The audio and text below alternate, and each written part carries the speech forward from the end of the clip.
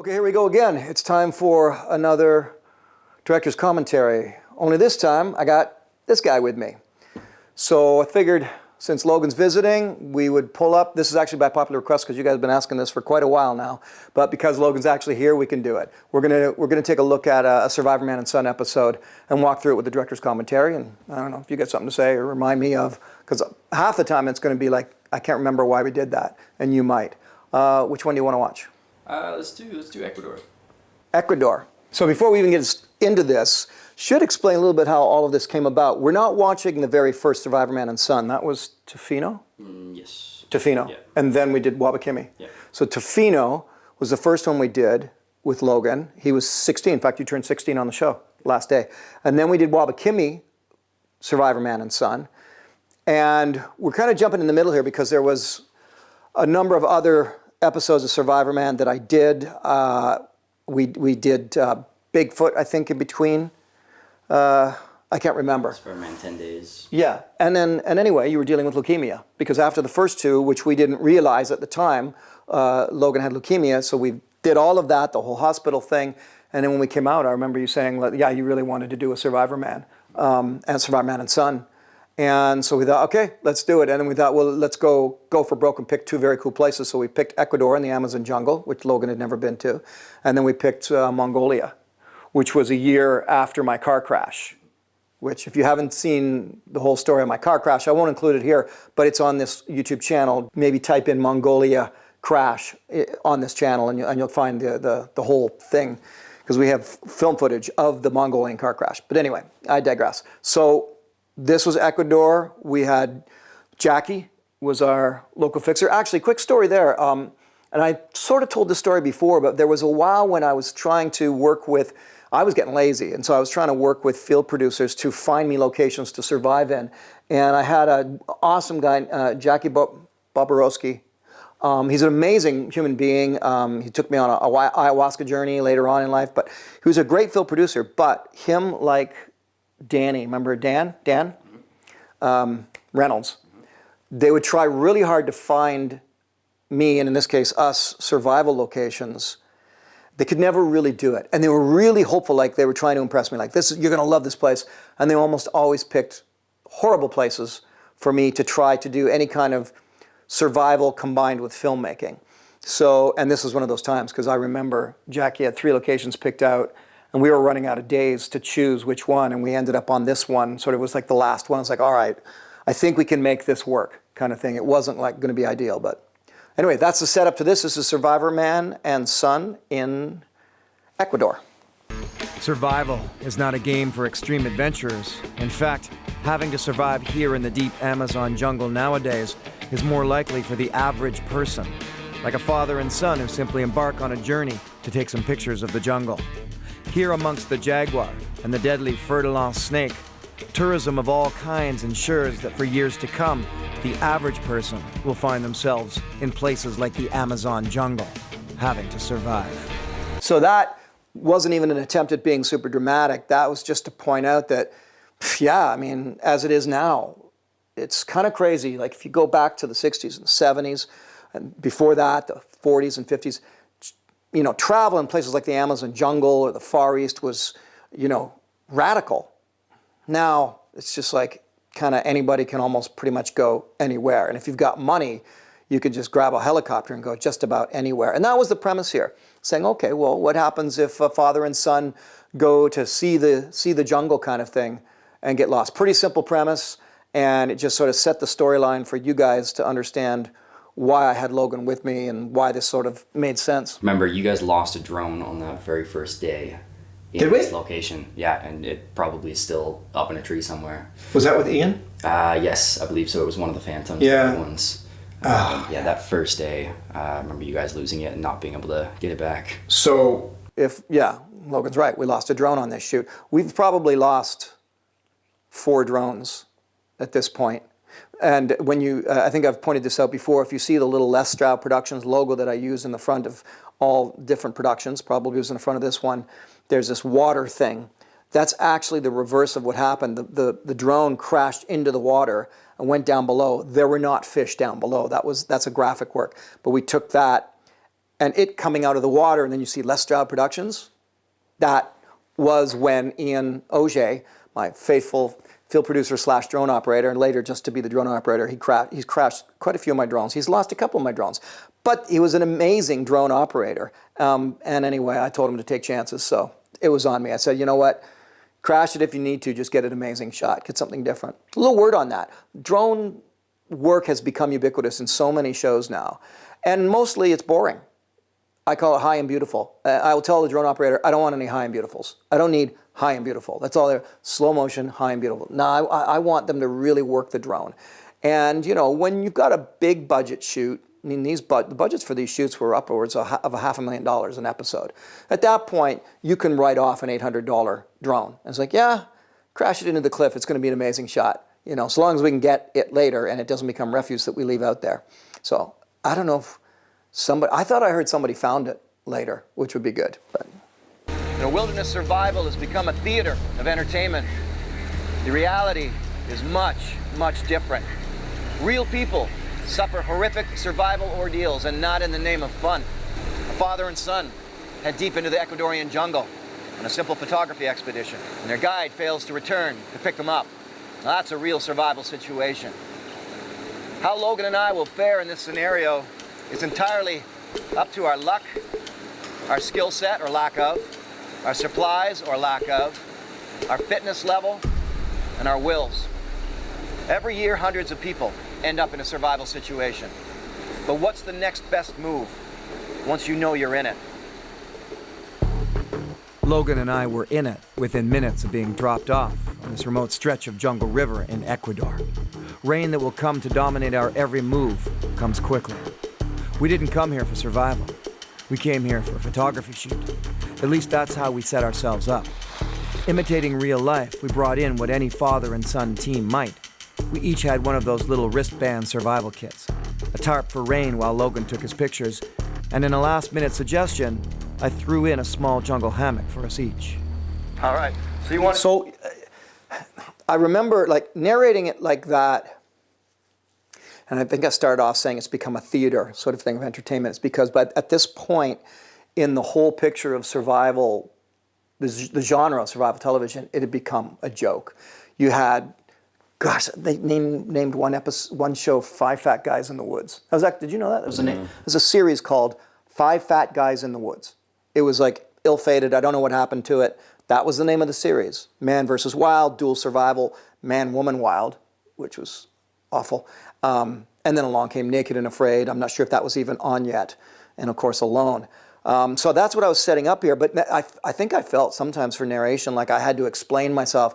So, oh, why'd you have all that stuff? Well, it's because we were imitating a real situation. I was still teaching. Right to the end, the last episode that I ever shot full on for the networks was you and I, with Survivorman and Son, Mongolia. That's the last official Survivorman episode. I did like 24 hours and a couple after that on my own accord, but that was the last official. But right up to the end, I was still educating as far as I was concerned. This was an education. You're going to go down the jungle with your son or your daughter on a photography expedition? Watch this and see what can happen. I'm going to shoot it out wide, use some rocks. Here, I'll work with you. If you plan on being out for only a few hours, but your pickup never arrives, what happens next? This is the exact scenario where the apprehension really kicks in. I mean, I'm out here with Logan and ostensibly on a photography expedition. Where's our pickup? Where's our ride home? So in this scenario, it's obvious that we wouldn't be building shelters. I mean, who wants to go up into there, right? Up into the jungle. I mean, you can see how thick it is up in there. And so we're out on this sort of pebble beach here. Seemingly a nice, open, safe place to be. But in fact, what we've... Let me just interrupt myself there. So you notice remember you had your own camera there? It was kind of fun for me because Logan was taking the filmmaking very seriously. He's a great photographer, but not a videographer. But this was great, fun, because I could put a camera in his hand. I remember trying to do that with the Survivorman and Fan episode. Mm-hmm. And he was great, but he wasn't focusing much on the film work. It was really about the survival. Logan he got it. This is about filmmaking too. So The beauty of this and the beauty of having a second person along, whenever I've done any kind of survival situation, it doubles the amount of camera angles and content that's happening. It makes it much easier in the edit suite later in terms of looking for content. Maybe mine's gone blurry. Maybe I'm not shooting the right thing. Maybe, well, then Logan probably got it. And in this situation here, I mean, I'm speaking the truth. It's the father and son, right? And we're waiting for our pickup, and that's, you just wait. You know, oh, they're coming, they're coming, they're coming. And then they don't come. And it's very true. I think too many of the shows sensationalize getting all cut up and muddy and all of that. It's like, well, no one would do that. No one would go off into that jungle right now in this moment. First of all, you have to cross the river to do it.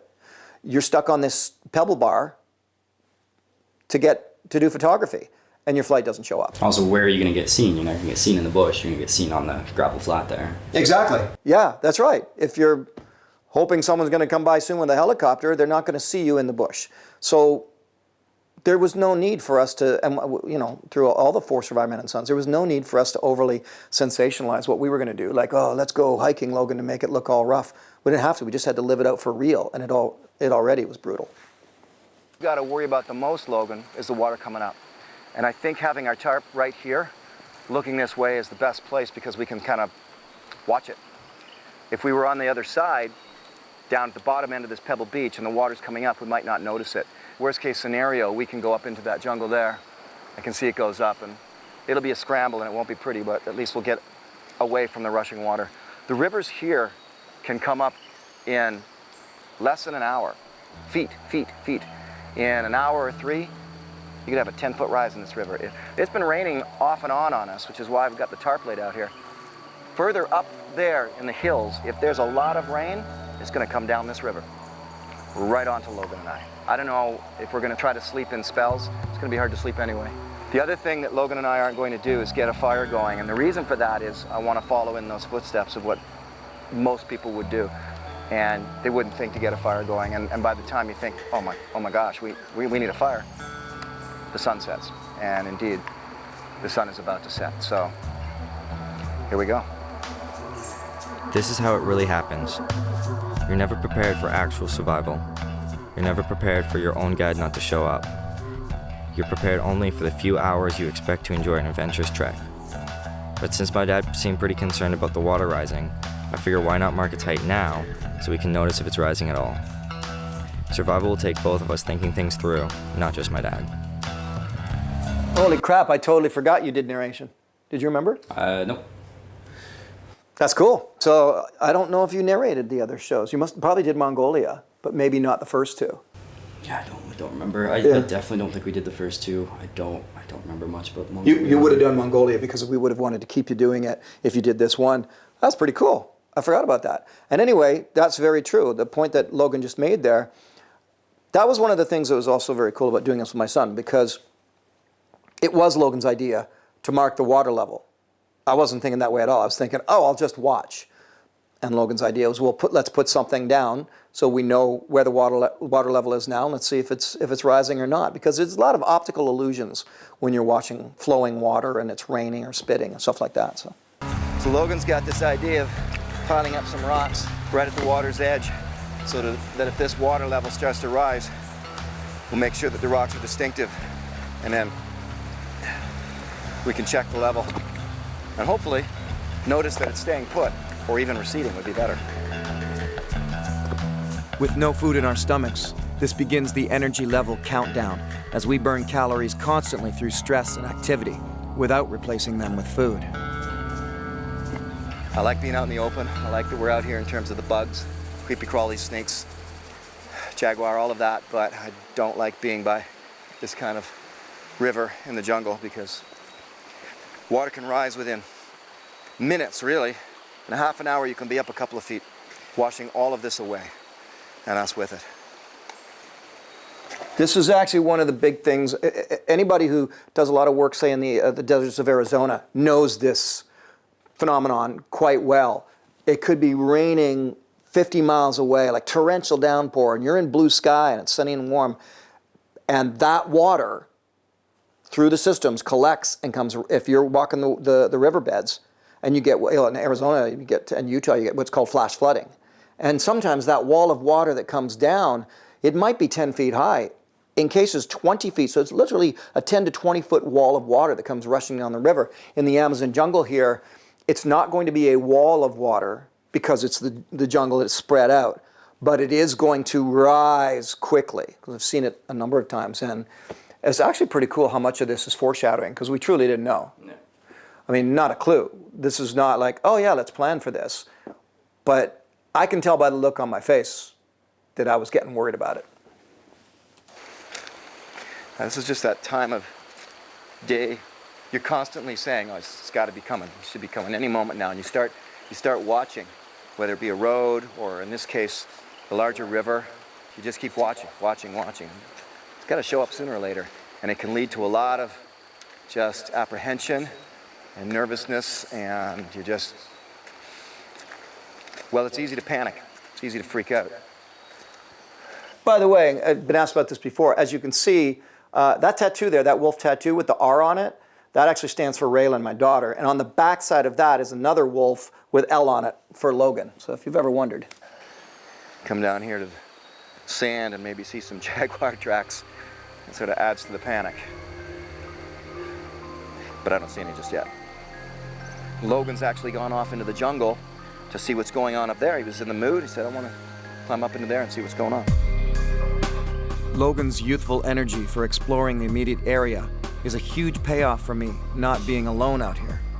Without even realizing it, he's accomplishing a zone of assessment check. What do we have further into the jungle? It's his natural survival instinct kicking in. That's really, really important. That was a huge advantage with you that way, and on all Survivorman and Sons. To have that second person go, well, a lot of times, I mean, Logan is his own person, so a lot, and of course, he's up against his dad being Survivorman. But that's why a lot of times your own sense of ego and motivation would say, okay, I want to go check something out. I want to go take a look at this. And I would never say, no, don't do it, because it was great. It brought about that second level of energy that otherwise you never get when you're completely alone. It's so much more advantageous to be in a survival situation with a second person. I will always state that. Oh, well, what if they're going to eat more food than you? Don't care. A second person makes it, I don't want to say, like twice as easy or half as hard. How about that? Makes it half as difficult as it would have been. There's a lot of good lessons going on in there that you're able to teach Logan certain things that he's a teenage boy. Their life experience is vastly inferior to their fathers, and you're able to impart knowledge that really worked out. Okay, Dad, so I'm gonna go check those rocks and see if the water's advanced at all. How do you know the water's up? So, I was just saying, when we put the rock down, Yeah. the water was like in front of it, and now it's 2 feet past. Oh, you're right. Uh-oh. This isn't good. See, I never would have noticed that. I know it's getting dark. You think we should just go to that little spot you found? Or is it gnarly up there? It's be a little bit of a buggy sleep.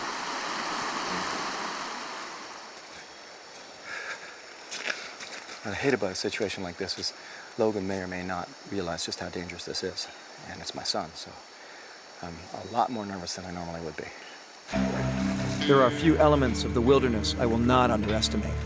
Heavy winds and powerful water are two of them. And as exposed as we are out on the gravel bar, I want to see the spot in the jungle that Logan found on his recon mission. Maybe it can serve as plan B if we have to move. Oh yeah, I see. Even here it could get washed out if you look at it. I mean, it is 5-6 feet above the river. Yeah, it's about 5-6 feet up, but you can see how it's been deep enough here to come up here and wash out. See all the mud and sand. It's gonna depend on how bad it gets.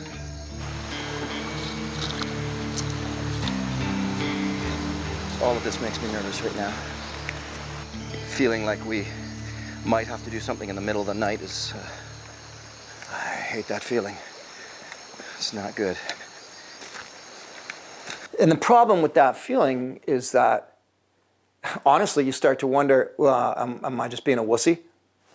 Like, there's that too, right? It's like, we're not gonna move now we're set up, don't be a wussy about it. The water's going to come up a couple inches and you'll be fine. So that's that's the one devil on one shoulder. But then the realistic angel over on this shoulder is like, don't be stupid. Make the move now before it's pitch black. I can't remember what we did, but I guess we'll find out. When I say that, whenever I say those words, oh, this makes me nervous, I'm just not lying. Because I don't say that for play acting. Right? If I say that, I mean it. Because I'll say it to myself, this makes me nervous. That's just, I know that's one of my lines. Okay, this makes me nervous. That's it. I don't go more dramatic than that, but it means my stomach's starting to, worry about what's going on here. I can almost handle anything during the day, but when stuff happens at night, very dangerous. Especially in the Amazon jungle. Just a quick notice there, you saw that there was a full moon up above my head there. This is back when, for a lot of, I would say 80% of Survivormans, I would plan them always around a full moon. If you want to call that a cheat, call it a cheat, but that was the one thing I always tried to make happen was, can we shoot this during the full moon? Because then I knew I would have I would have that vision that I could have at nighttime, even without a headlamp or something. And you could see it here when the camera was pointing up that this was going to be, especially in the jungle, which is kind of hard. I mean, it's pitch black anyway in the jungle, but. With the water rising fast, we've made a quick decision to move camp in the dark. In survival, those who hesitate are lost, and probably dead.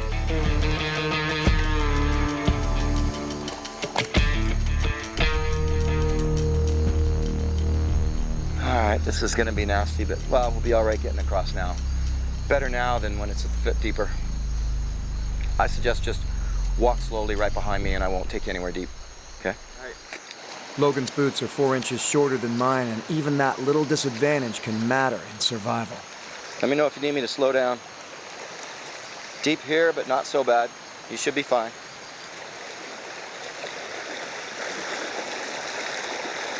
It's coming up though, isn't it? Yeah, I think so. It's more just the water that's splashing up with the resistance.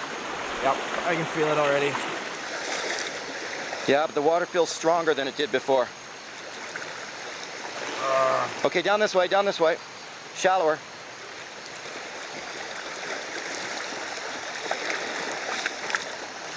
All right, you know what? Before it starts raining, let's get the hammocks up. I've always said there's no forgiveness time for survival when it's terribly cold. In the jungle, it's the rain. Either prepare for it or get caught in it. We didn't even have time to properly set up our little nylon tube hammocks to escape the torrential downpours that will last all night long. Oh, yeah. Remember that? It's raining so hard right now, my tarp actually came flying down, and I got just poured on. And now I've got to kind of sit up and hold myself together under this tiny little tarp that's pouring up though.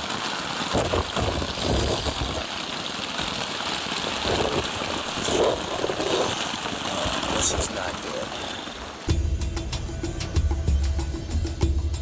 good. In hindsight, it would have been nice to have the proper hammocks that you had designed versus just the basic ones that we had there. Well, yeah, this is what actually prompted me to do a design. Was this doing the shoot with you? So we didn't have my own design ones? No, this was before that was in the works. What Logan's talking about is I've got, if you're interested, there's a Survivorman hammock. Hennessy Hammocks and I teamed up and we designed a Survivorman hammock. After I shot this with Logan, thought I should have my own hammock, but it would be an upgrade to designs that I really like. Now the hammocks we had were great. They were the best at the time, and they were Hennessy. I just wanted to make them even better, and so now we have the Survivorman hammock available at Hennessy Hammocks anytime you want to check that out. If you're into hammocks, it's bomb-proof. But yeah, this was, gosh, see, we should have just made the move like right away. Like when you said you found a spot, we shouldn't have waited till dark. Yeah. But again, you're like, you don't want to be a wussy, right? You don't want to bail out too soon, so. All right, man. It can rain in the jungle as a torrential downpour for 20 straight hours. Trust me on this matter. We would be spared that, however, as it only lasted 13 hours for us. But now we're trapped against the jungle canopy. River's in Well, it's not in full flood, but it's up quite a bit. I mean, the water's, that water was back down. I would say it's come up, I'm gonna give it 2 feet. Oh, God. That was brutal. So, where we were is up there, is underwater now. So, moving is the only thing that made sense last night. It was a little gnarly, but for a much better night, we would have been washed out. And this is where, like I say, sometimes the survival kit makes all the difference in the world, but more importantly, it's what you put in that survival kit, and whether or not it's something that pertains to where you're going, season, activity, all of that. So that last minute decision to throw in a couple of small hammocks changed everything. For the sake of a pound of weight, this one little survival kit item is a lifesaver, eliminating the need for gnarly jungle shelters, crawling with ants, possessing a painful bite and sting. But we're not safe yet. We need to cut deeper into the jungle and get ourselves a few more feet higher up, in case the river keeps rising. The last time I was in the Amazon jungle, the river I was beside rose 15 feet in a matter of hours. But this activity of cutting trees is how we open ourselves up to injuries. Ow! Ah, shoot, stinging nettle. That's gonna burn. So here's the culprit. And so I was just asking what it was so we can look out for it too. And yeah, I got a good burn happening on the hand and wrist right now. Two can work so much more effectively than one, so we both work together to move camp quickly before the waters rise anymore. There's no room for ego or laziness in group survival. Logan, once again, has the energy of youth on his side. And he convinces me to start cutting a trail into the jungle to see if we can get to a better part of the river. And of course, that's one of the craziest times to get in trouble, is when you're cutting down all sorts of trees and branches in the jungle. Because why? For the obvious reason, spiders and snakes and ants. They're all up there. And you have to be really careful with every single branch you cut down. And I would have given you that warning before we got started.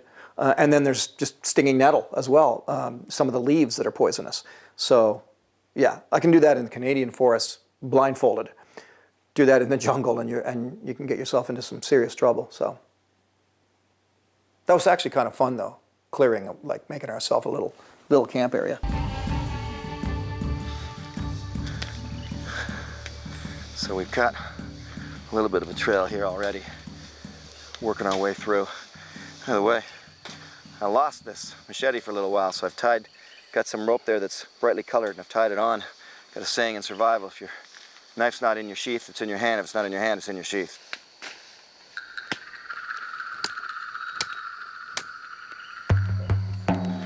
We're gonna have to look up a lot here. Potential for snakes to fall down, or even just... Kind of ironic in that scenario with my type of shade blindness, that color for me to see in that scenario was one of the hardest ones. Obviously didn't have a nice pink to throw on there. You can't see orange. I can see it, it's just really hard with the greens. So you do better with pink? I do pink, so that's fascinating. Firefighting, to cut a trail, if I'm the one running saw, I actually have to have people flag it in a pink, because if you normally just use the orange that we normally use, I can't see that. So it takes a lot more difficulty for me to actually find that. And of course in survival situations we use orange flagging all the time. Exactly. It's prominent. So that's really interesting. I mean, you're shade blind. Shade blind. So in other words, Logan can mix up what we think are the version of a certain color. And yeah, I had no idea that's the first time I've heard of it. Mm-hmm. That's interesting. So then the pink flagging would be better overall, because I can see pink or orange, it doesn't matter, it pops out to me. Yeah, and it's not like a blue, which would be associated with an egress trail. It's a color that doesn't really have that distinction to anything. Oh, that's really interesting. That's good to know. I might actually switch up my search and rescue flagging then into pink then because of that. I didn't know that before. That's a really good point. Spiders is much.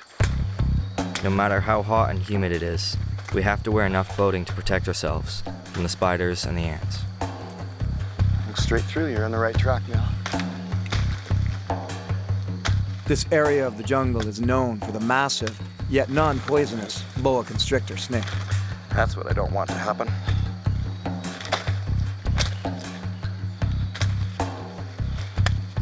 Let's make some blazes on the trees here. Let's do a couple of these kinds of things. Kick your feet in the mud as well to mark a trail that way. Is it through here? Yeah. Okay. You're right. That's somebody's shelter. Look at the cut marks. If not for Logan walking down yesterday, we wouldn't have found that dry patch that saved us last night.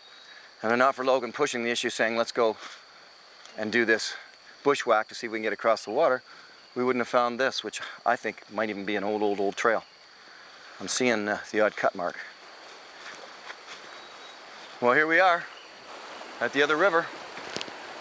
That's one of the things that in survival that I love to teach on every occasion I can is becoming knowledgeable about how to mark a trail, how to recognize a trail. I mean, in search and rescue, I use it all the time, but certainly when you're venturing off, if you don't have flagging, marking a trail with several ways, chipping away at a tree, bending over a branch, breaking branches, even to the point, and I say that to Logan there, of kicking open areas of mud or things as you walk by. You'll see that on the way back. And I think people don't do that enough. Or you go out in a snowy, cold situation and you think, oh, I'll see my prints in the snow for walking back. But then while you're out, it comes onto snow and it just buries those, and those tracks, you don't see them anymore. So I love teaching just tracking and trail building, trail marking. Trail marking is what I'm looking for. It's vital to survival and walking around out there. The water's up, but that doesn't mean it's up too much for fishing. Do some hand fishing under all of these rocks. So the idea here is there's a small silver fish that hides out under the rocks in this river here. And we're losing energy, so we could do with about a dozen of them.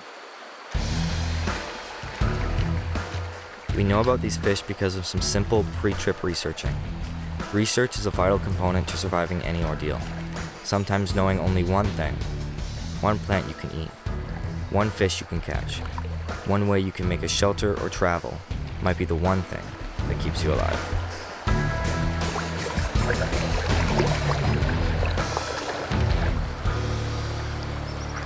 Jungle takes it out of you. It's time to pull it in tonight. Between the heat and the rain and a little bit of work and zero food, you start slowing down. Try and pick it up tomorrow and hopefully catch some fish. I'll work on the fire. He'll work on catching fish. Two things we both like to do. This, too, is part of surviving as a team, specializing in the things you're good at. The right person for the right job is the best practice for survival. Yeah, that's always really important. I remember in Tofino, I had you doing the fire, and you didn't do it. You couldn't get it going. But that's definitely something. It's one thing if you're doing recreational survival, then I think you should work on the things you're terrible at. But in actual survival, and you're actually out there, who does what and does it the best? You need a fire. Whoever's the best at getting a fire going should get the fire. You need, well, in our case, you love fishing. And Logan has way more patience for fishing than I do. So that's his game. That's what he should be doing, is going after the fishing. I don't think we were successful in this one. No. But, place your talent and your skill sets with the right person, sort of thing. Logan's crawled into the jungle hammock. And the water was going down, down, down, looking so promising. And then in the last 15 minutes, it's come back up another foot again. So it's anybody's guess as to what it's going to be like when we wake up in the morning. Just a shout out to Barry Farrell's editing there. I mean, look what he's doing there with the stars going through me and the double exposure sort of thing.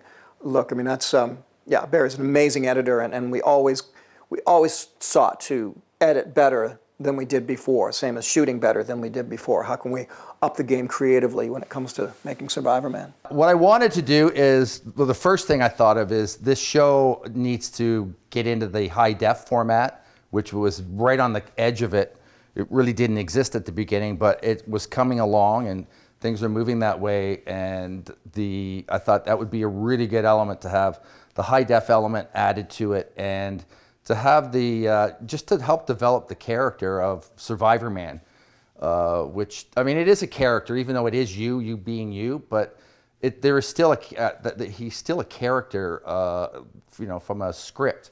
And although an unscripted format, which is really interesting. So there was the fact of bringing in a sort of a nice story flow in high def with original scored music, and this telling the adventures of this guy who's doing things that no one else is doing in such a crazy way. It was super appealing, and I thought that this could grow into something really great just by adding in different elements as they come available, like high def, drone footage, different types of cameras, and developing music scores for each piece. Got through another day. See what happens tomorrow.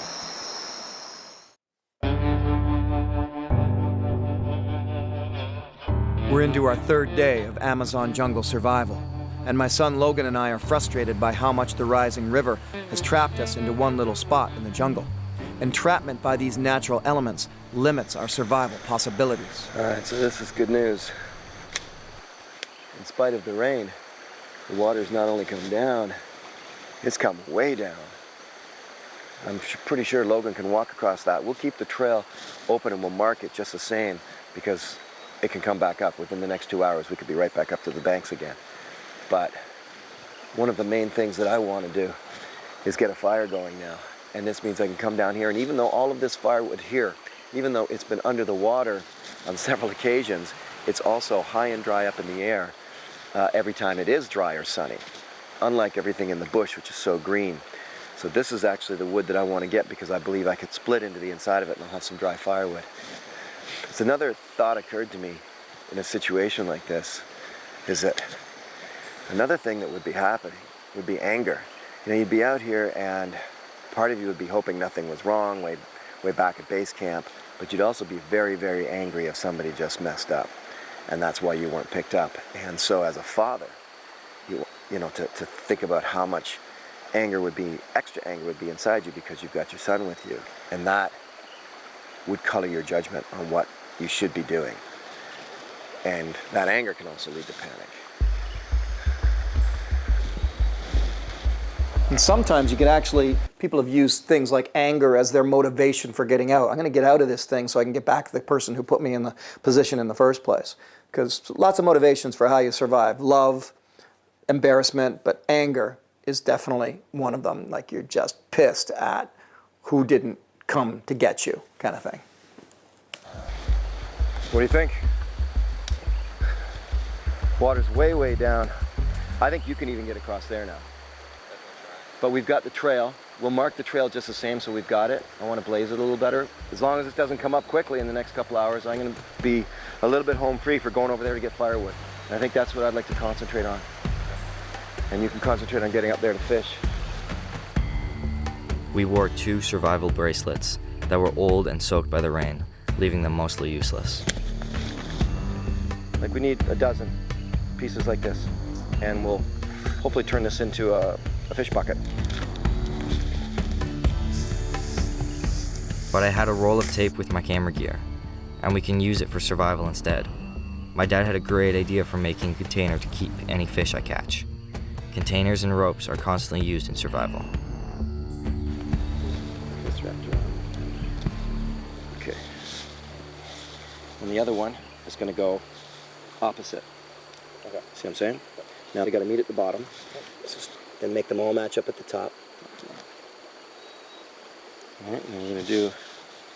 Do you want to blow? Oh, sure. Let's do one more. Survival is best when you can mix up primitive technology with modern technology. The basket style is thousands of years old. The tape, not so much. Pretty. Just has to work. In hindsight to this, probably would have been better to do this after we had actually caught fish. instead of setting this up for the thought of catching fish, knowing how this goes. Oh, just sort of Like the amount of time and effort. use the spent on time. this. Go get the fish first. Yeah, versus, and then yeah, because in the area that I was fishing, I mean, I easily could have pulled a fish out, put it on the rocks, nothing would have touched it. Right.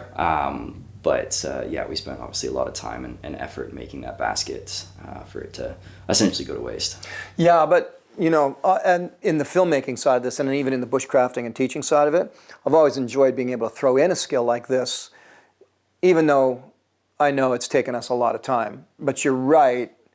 I mean, in actual fact, we probably could have spent our time better if both of us had just gone right at fishing and really tried hard to get something, rather than me putting it all on your shoulders, you know, sort of thing. Because it's tricky as it was. And even if we were super lucky and got fish, we're good. We'll get lots of fish, get even that much more. So yeah, in hindsight, you're right. You know, doing this little basketry session, maybe not a waste of time, but not the best way to spend the time. Yeah. And we're gonna go all the way around the whole thing and make a globe. Oh yeah, we used the tape. There was an ant on the camera. This is the very kind of activity Through this entire episode, or the entire time that we were there, I don't remember how many times you got bit by an ant. Not a single ant bit me the entire trip we were there. It was great. I loved it. Yeah, I got bit a lot. But that said, man, I've gotten, you know, stung and bitten throughout my life, but never, knock on wood, never has it ever been bad. It's always been just like, you little, you know, it's one of those little annoying things. I know people that like bullet ants. Well, our friend Devin had a bullet ant fall down his shirt, right? And other friends, snake bites or bad gashes. But that's a testament to just how cautious we are when we're out there. But yeah, you had way better luck than I did at the casual bite, the casual sting. Hey, hon, what time? How much time do we have? It started an hour ago. Right. So when are we going? As soon as you're available. So we're gonna, as you just heard, having a dinner party to get to. We're gonna pause this right now. We'll come back at this, if not later tonight. How much we got left there? About a half hour. Yeah. Hang on 1 second and Luke knows what to do. We'll be right back.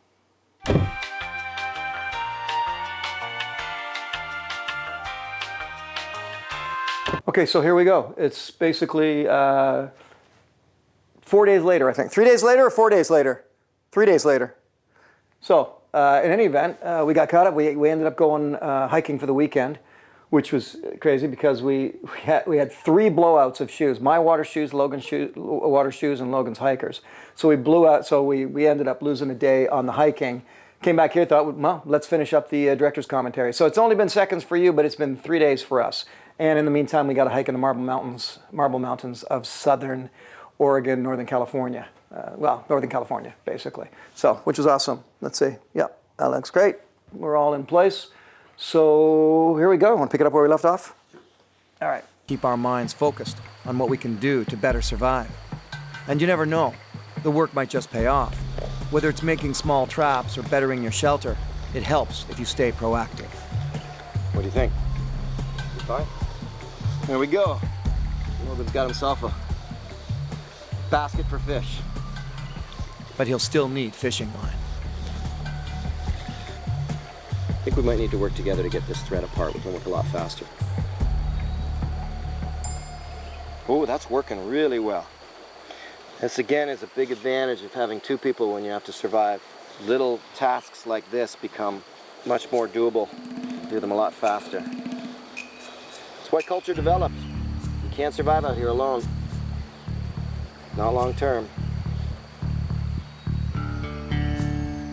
Everything in our little survival bracelets was destroyed by age, except for 2 little fishing hooks and the cord itself, which can become a desperately needed fishing line. All right, so let's stop that. That's actually one of my pet peeves for survival gear. I don't know how you feel about this, about the survival bracelets, but I always hated them. and I've had them sent to me many times by lovely people, and they work really hard on creating these survival bracelets. But every one that I've ever had, I've tried, that I've been sent, I've tried, I've wore them. And then at some point, just for the sake of survival knowledge, I'll pull them apart. Let's see what's going on. And first of all, some of them are really hard to pull apart. Like I remember the one in Grenada in the jungle. There was a storm coming, and it took me a half an hour to try to get the bracelet apart so I could make ropes so I could tie up a shelter. So that was frustrating.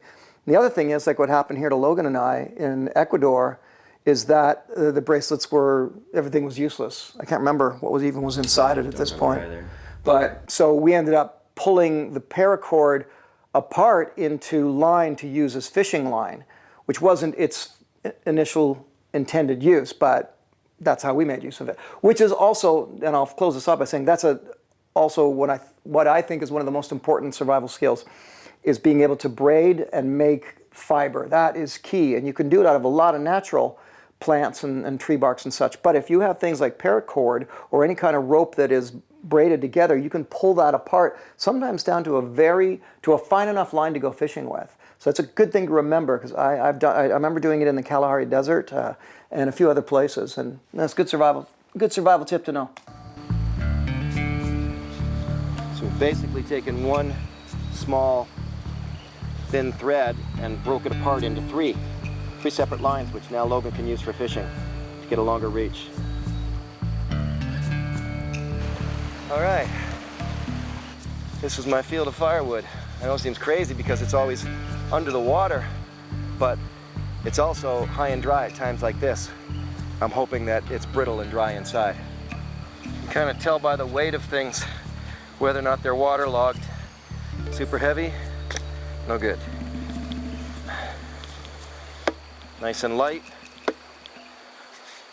might just work. But in the jungle.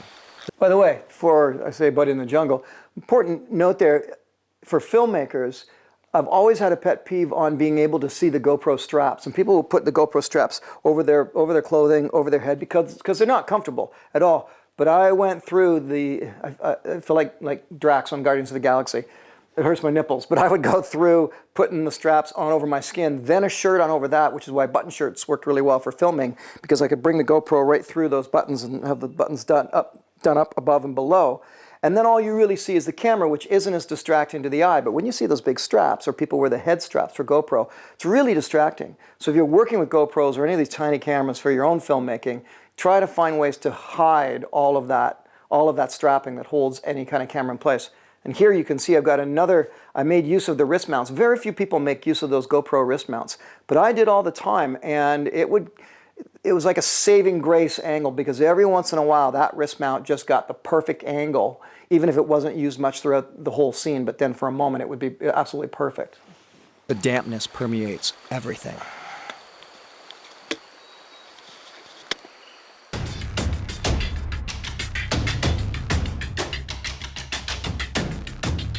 Logan and I split our efforts at surviving in the Amazon jungle. He concentrates on trying for fish, while I busy myself with the hope of getting a fire going. Something I've never failed at, even under the toughest conditions. And while I search for wood, I find something that can help Logan instead. Ha!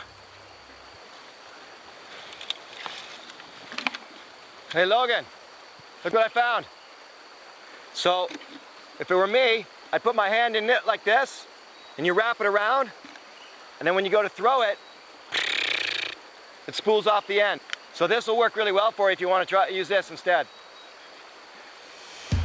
As Logan's confidence grows, he forgets to trust my survival experience, and in spite of my convincing talk, he decides to go his own way towards making a fishing rod. I don't agree with him, but I also don't want to create conflict where there isn't any. Yet. Okay, so I'm just gonna tie it to the end of this one. Should be bendy enough to hold the fish without breaking. I'm gonna tie it to the top. Also gonna give extra length in case the stick does snap. I can See now, case in point, there's you've got the GoPro on over your shirt. Do you remember that? Do you remember talking about it? And you didn't like it, or it was a matter of you would have had to cut a hole in your shirt. Wasn't wearing any of the button ones. Which I've actually done before. I've actually cut a little slice in my t-shirt and brought the GoPro out through there. You sacrifice a shirt for the sake of a good camera angle. It's kind of important to do. Yeah, why? I wonder why you didn't follow, like you didn't go with the spitting off the bottle thing. I don't remember what my reason was at the time. I did it, the time I did it when it worked really, really well was in Grenada. Grenada. I think it might have been just I was worried about the amount that the water was actually flowing and thinking that if I did chuck it out there, it was just going to get swept away. Because I believe, if I remember correctly, I had a lot of trouble keeping the bait on without it just getting ripped off. So the only area that I was able to actually fish was pretty shallow and close. Otherwise, it would just come right off. Right, which is not going to be, yeah, which is why we didn't get any. Probably did. I don't remember if we got any fish here, but No, we didn't. we didn't. Yeah, yeah. It's too bad. It would have been great if we'd happened upon a place where there was fish in still water. Would have made a huge difference. Still hold on to the rope.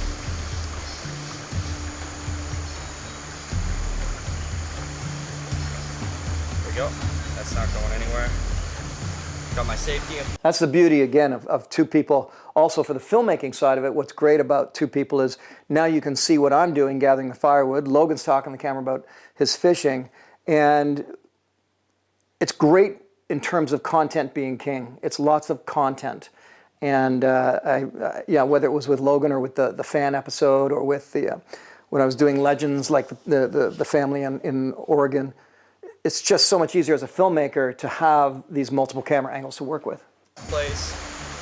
Rope attached to the end. There's my fishing pole. Logan's headed off fishing. What I want to do here is mark up our trail a little bit better so we don't get turned around. We got a little turnaround coming back through the jungle here. Not too difficult to understand why. And so I want to mark it a little better, and I thought, you know what? Other than blazing all the trees, which we're doing, I can do this too.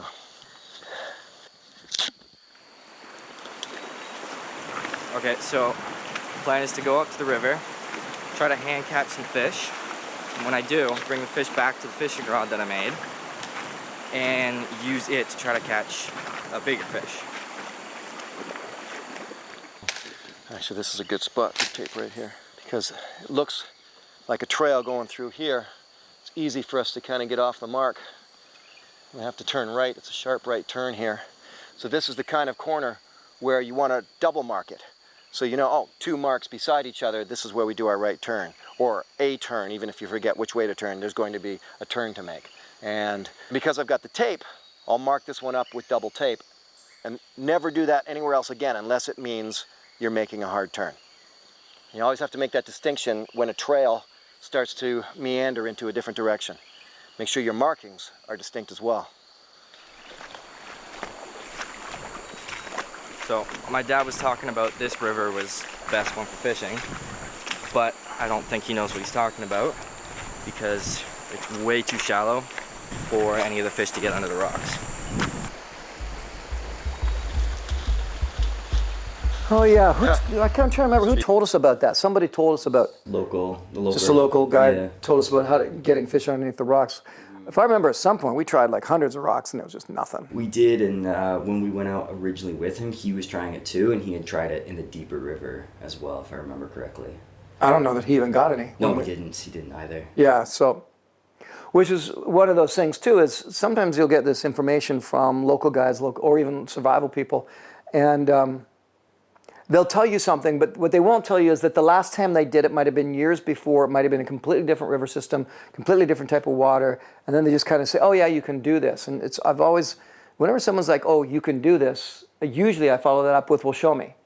And if they don't do it, they don't actually find the plant, catch the fish, catch the rabbit, whatever it might be, then it becomes pretty dubious for me. It's like, well, I didn't see them do it. Now, if I see them do it, I'm like, okay, good, that's totally possible. The critters are here. Oh, I can try that next week when I go film a Survivorman here or something like that. But even in survival course, be really wary when, you know, instructors or guides are just saying, well, you can always just do this. It's the same thing as like when people say, oh, you're going to be there, you're going to be in Tomogamy and you're going to be lost and you're going to do a show there, or you'll be able to just gather blueberries. Yeah. If I'm there when the blueberries are ripe, if I'm around where the blueberries are, you could walk for miles in Tomogamy and not see a single blueberry. So the whole angle of a survival person saying, you can just do this, it's often off the mark. And so it's important you either have it shown before you're going to do it, or you know for sure you can do it yourself. He's covered in leafcutter ants. Sorry guys, I'm going to ruin your highway. Yep, they've lost the pheromone trail. Got a little bit of a pile up on the highway here.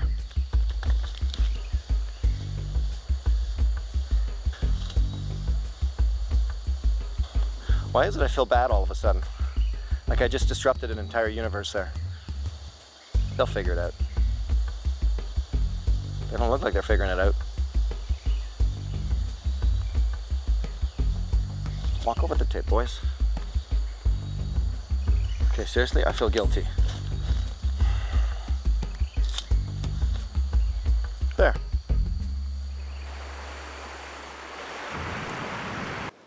I've actually had people say they knew they really liked me as a naturalist and an outdoor instructor when they saw me do that one particular scene, because I don't know, I grew up loving ants. So there you go. Oh yeah. Okay, so there's been absolutely no luck with getting fish under the rocks. And it's starting to rain now, so I got to get this camera covered. So what I'm gonna do is try to find some tadpoles in one of the smaller pools by our old camp and use them. It's a good thought. Uh-oh. Oh no. I think rain's coming. Hard.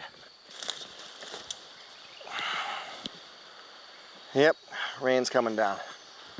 Guess that was only a matter of time. I'm gonna head back to camp as fast as I can here. And I can go fast now because the tape is marking my way really well. Taking all the guesswork out of every corner, every twist and turn. Here's my double tape. I know I gotta go this way. Perfect. Looks like. Do you happen to remember why we were making that trail? No, because it wasn't a long trail. It was just getting around. I think there was another area that we were wanting to go to for if we needed to make another shelter. And it wasn't far, but it was just if we had to get there, we couldn't go the other way because it would have been through the river. Right, so we were just creating it. I think it was. Yeah, escape that in rings case a bell. The river came up like 6-7 feet. Right. Like flash flood.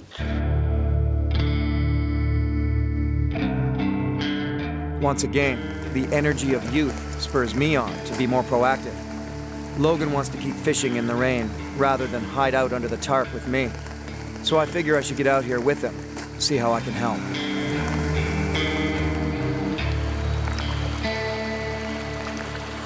That Logan doing me here. Oh, tadpoles. So tiny though. Oh yeah, good idea. That makes for an easier bait. Tadpoles, and an obvious bait too. Okay, so finally got this all raveled up. So it's perfect, ready to go. Only have 2 hooks, so hopefully I don't screw this up. And it's pouring rain right now, which sucks. Might make better fishing though. Let's try fishing down here. I actually don't agree with the fishing location, but who am I to say? I mean, I could say don't fish down here, and maybe this is where they all are. At least he's out there trying. It's tricky with teenage boys. The survival situation, everything's different than it is at home. Any parent of a teenage son knows they have no energy when you need them to have energy, and lots of energy when you don't want them to have energy.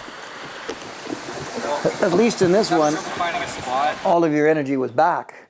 I mean, I was only a year in remission at that point. I wouldn't say all of it was back. Right, that's true. That's still a Are you sure? 10-year process getting the full energy back. Yeah, but I thought it was a bigger break between. So we did 2 episodes. We did Tofino, we didn't know you had leukemia. And then we did Wabakimi, we didn't know you had. And then we went through all that. But this was definitely a couple years later. I was 18 in this. 17 was when I was let out of the hospital. Okay. So I was, Well, one of the things that's important to note here is that this is actually the second last of all the official Survivorman episodes ever shot. I'm not sure if I said that earlier in this director's commentary, but yeah, after this we did Mongolia, right? Mm-hmm. I can't remember if this was before or after Mongolia. This was before, because Mongolia was absolutely the last official episode I ever shot for the networks, you know. It's good, but I can't remember if there was a lot of time in between Ecuador and Mongolia. It was the same summer. It was the same summer? Okay. So then we decided, so I must have come back from my car accident, and then I still had these episodes to film, and I guess we just decided we would make them Survivorman and Sons. Cool. I did always have in the back of my head, like, we're really pushing it, and there's only so many times that you can like push things to the limit and like something's gonna break.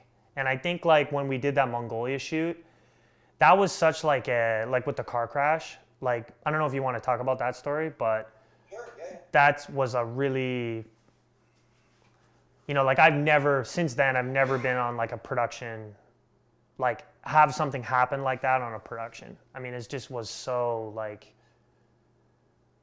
I don't know, scary. That was pretty intense thing. That's not gonna get me snagged. What about those palmer pools that we were looking at? There's nothing in there. How do you know?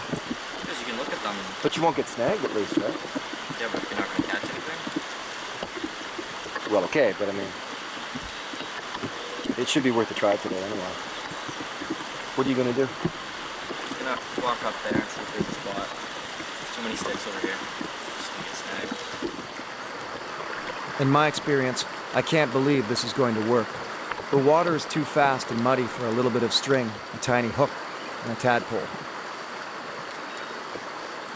So, Logan, you see, it's not so easy when you don't have real fishing gear.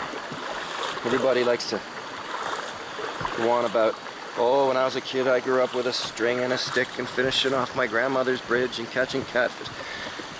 Yeah, you can come on out and try it in a survival situation. Makeshift lines and little tiny hooks, and can't get to the really good spots. It's just not so easy. And that's always been a main point of mine for survival is when there would be criticisms of like, well, why don't you just go get a deer or something like that? If we'd had real tackle, Logan might have had some serious luck here. You know, if he could cast way out and had, you know, almost like going for, if you're fishing for steelhead sort of thing, bouncing a, you know, bait off the bottom and getting a nice size steelhead. But tiny little hook and a tiny little tadpole and a rushing river. Yeah, I mean, it was the longest of long shots to begin with. Survival fishing and real fishing are two different things. And even in real fishing, people get skunked all the time. The difference with survival is your life depends upon it. So getting skunked sucks.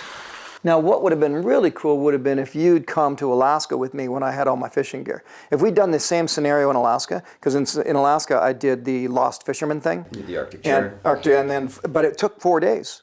It was 4.5 days before I got those Arctic chars. So it was 4.5 days without food.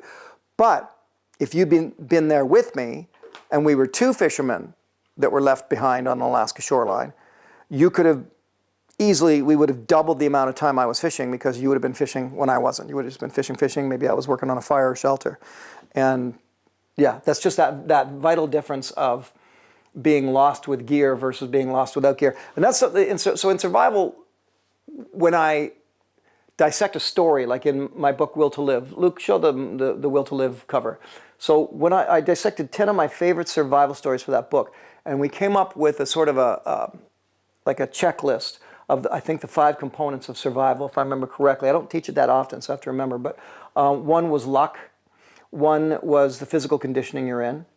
One was actual survival experience. One was, I'm not sure what the 4th one is, but anyway, the 5th one was the actual survival gear you have, the kit you have.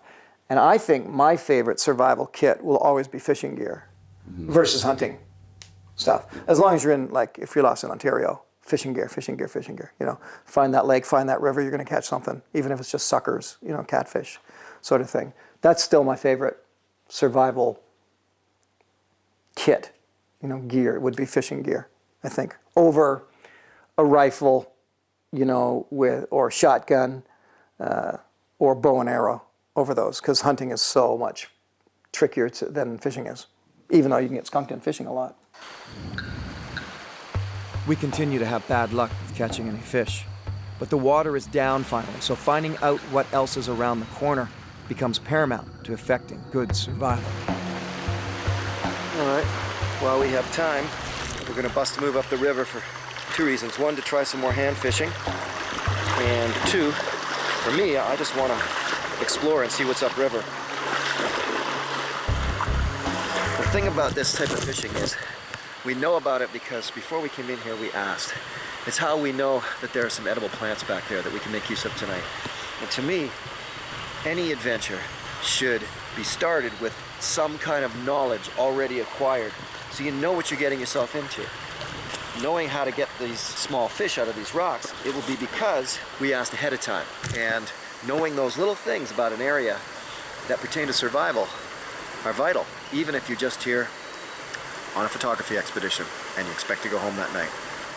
Because what you expect and what might happen could be two completely different things. It doesn't really matter how hot it is in the jungle. Once you're soaked to the bone, you chill down quickly. Here comes the rain.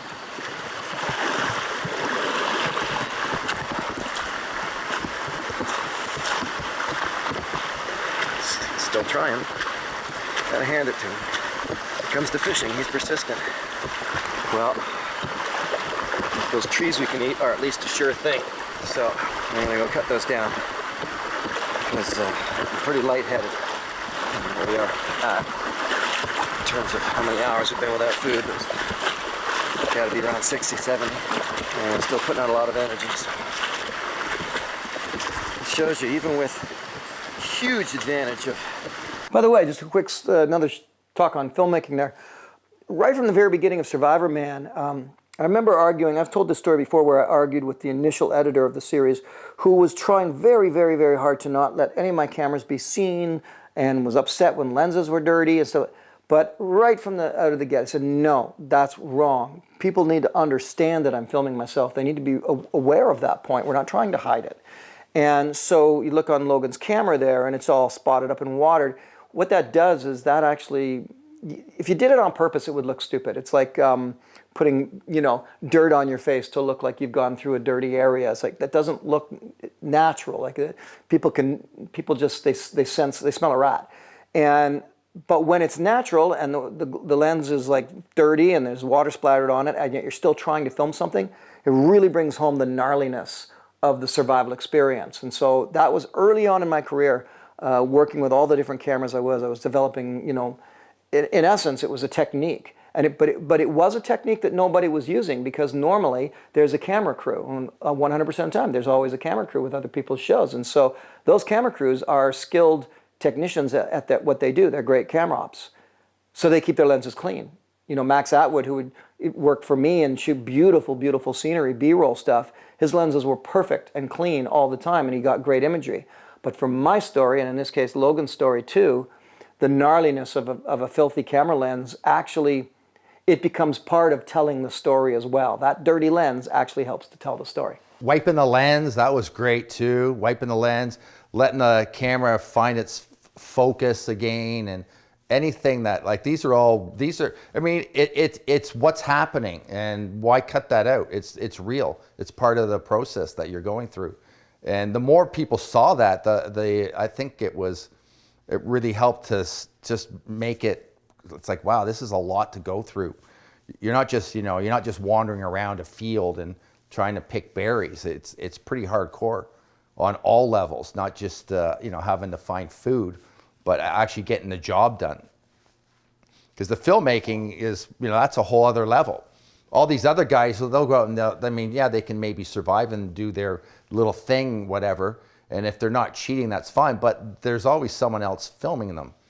And that's a whole other monster of a nightmare to deal with. So you got both those things together. There's no way you can't not use it, because it's just too powerful. Having a tarp, a couple of jungle hammocks, it's a great nighttime advantage, but it doesn't put food in our stomachs. Let's get out of this rain and dry off.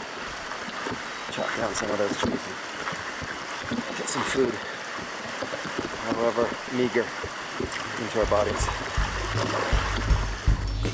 That's it, isn't it? Yeah. Tastes kind of like celery. Okay, good. I'll cut up some more and get it all fresh. Make us like a meal for tonight.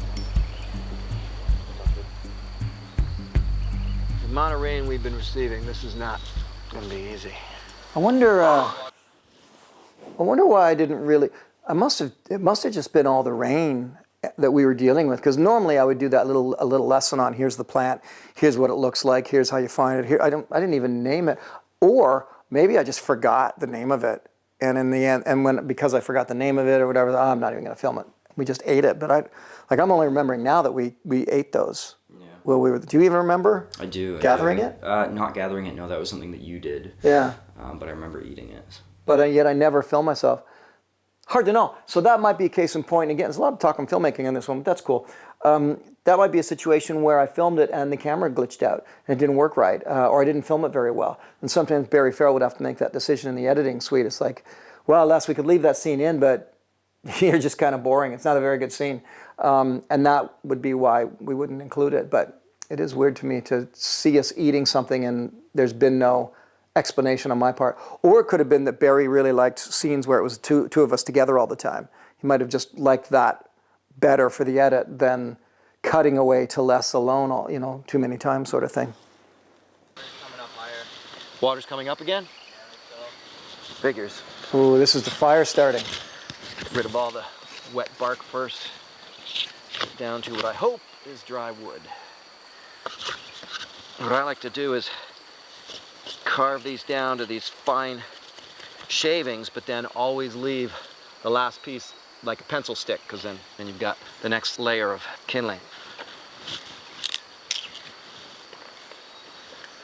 Can't tell if it's wet or dry. It's starting to rain, isn't it? Shoot. The dampness permeates everything, especially the matches that came inside the survival bracelets.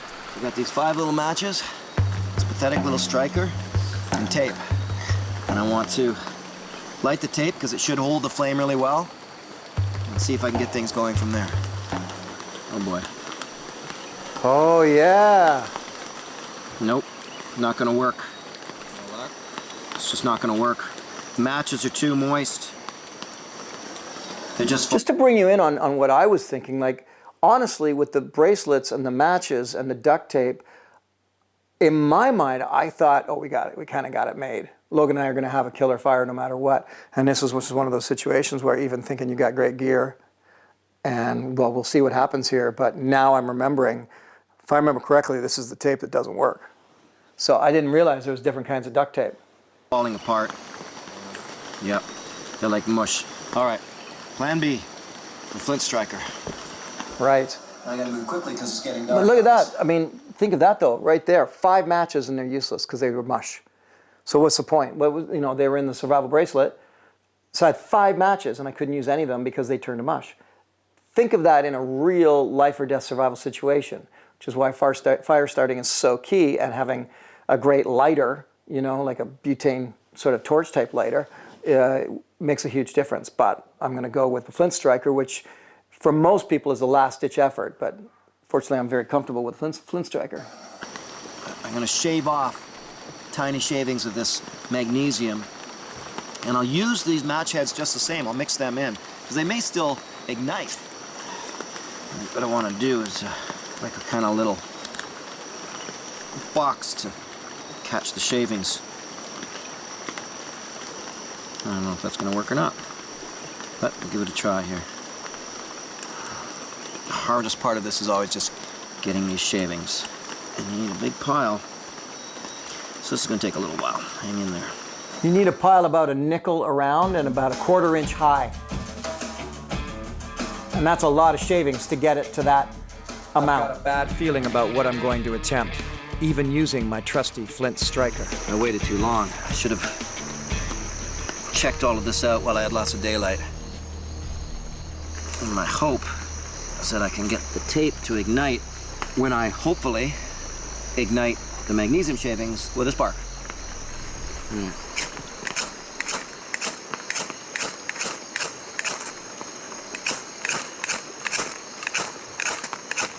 Come on, baby.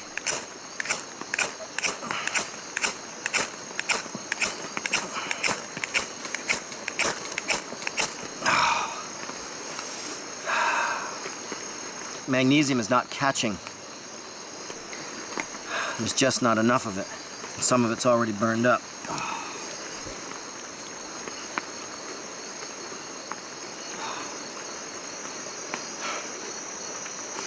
Let's try this again. I don't think it's gonna work now, though. I'm wearing a Fitbit. Magnesium shavings have thinned out, and I'm running out of steam. It's been 2 hours just concentrating on this, not including the splitting and gathering of firewood. Come on, man.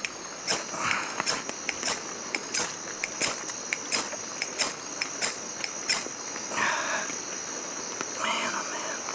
Oh, I would kill for some dry grass right about now. Logan, I don't think we're getting this fire going. No? No. Not worth keep trying, or? Oh, man. I mean, just trying to gouge all of the magnesium off of this bar is really exhausting. I'm sweating doing this.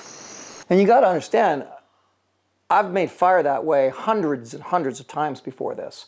So I've got the skill. That shows you what you're up against when you're in the middle of a soaking wet jungle where it just downpours with rain every single day. Everything is so wet and so damp that it's a hell of a challenge to use a spark to get a fire going in a situation like that. So, very frustrating. It's getting dark.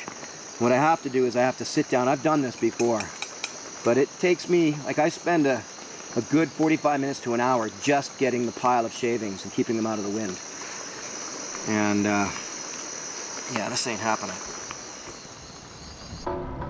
I can't let this beat me. I've never let a fire beat me. One way, somehow, I'll get it going. Rain or shine, jungle or desert, forest or Arctic, I pride myself on always being able to get a fire going. These are I can't give up yet. just my little hand notes of all the stuff that we've been filming. But even this paper is damp. Still, might be able to pull a rabbit out of a hat here.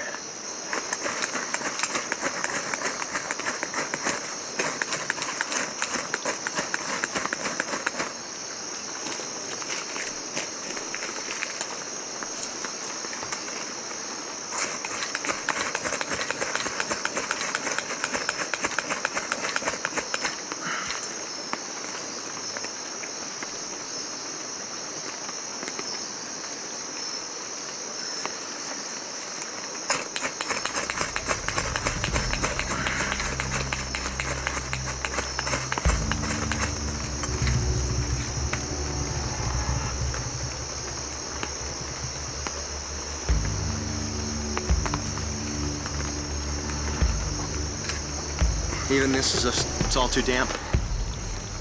Some of my old tricks are letting me down. Damn. While it drips on me right now.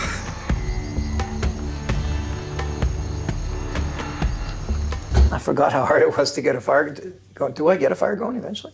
I don't even remember. You do, but it's about to get squandered by rain. Oh. All right, we're out for photography expedition, brought some toilet paper. Let's try this now.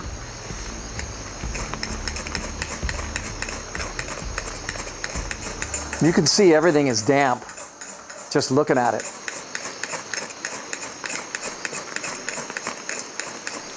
Whoa!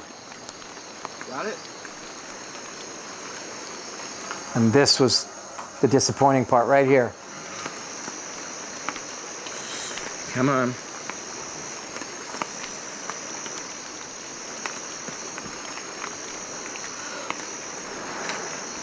Uh-oh. No.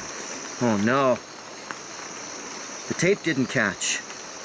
Is it that damp?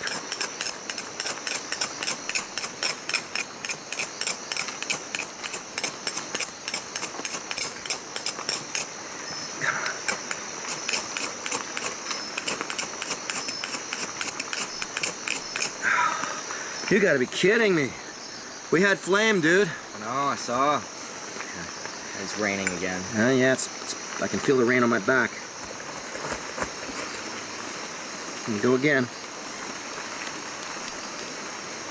Logan, I need your help. Rip off a piece of duct tape, dangle it in a flame, get it burning. Get it burning, whatever you do. Just get it right in there. Doesn't want to burn at all.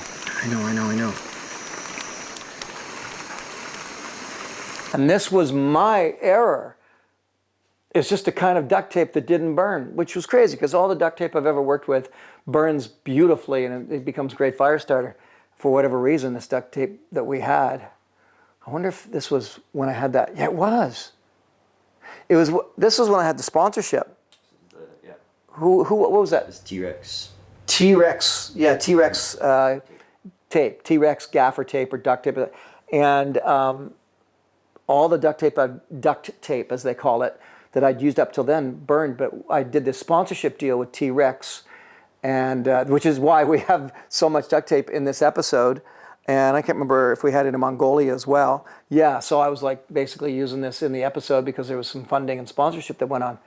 It just happened to be tape that wouldn't burn, which was really unfortunate for us. Let's see what happens. Everything is so wet. Oh, it's gone, isn't it? I think so.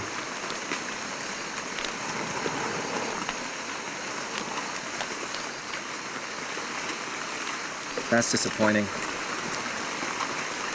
Even Survivorman can have a bad day when it comes to getting a fire going. And here comes the rain. I'm not one to give up. And yet again, I get a small flame. And this time, the tape is burning too. All right.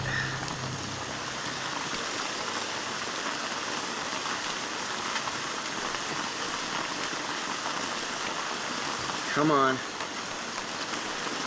Yeah, see, it won't really burn. Not like the old duct tape used to burn. Damn it! You gotta be kidding me! Oh, was that it? Oh, man. All right. Oh, man. All right. As you saw, a big gush of water just fell off of the tarp up above, square onto the entire pile of kindling and what was once flame.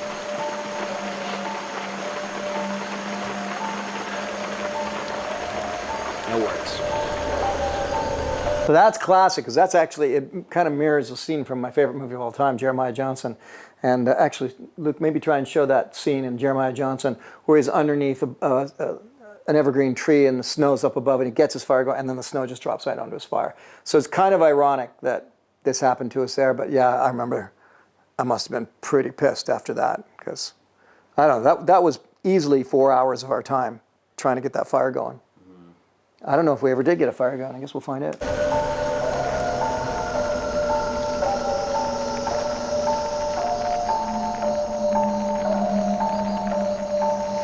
It's been years of doing survival.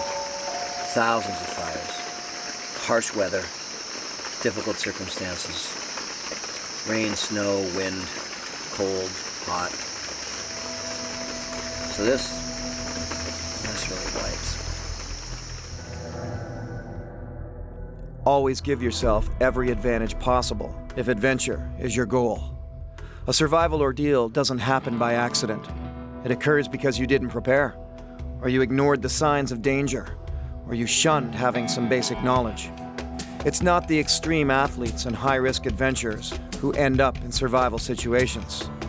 It's families, friends, mothers and children, fathers and sons.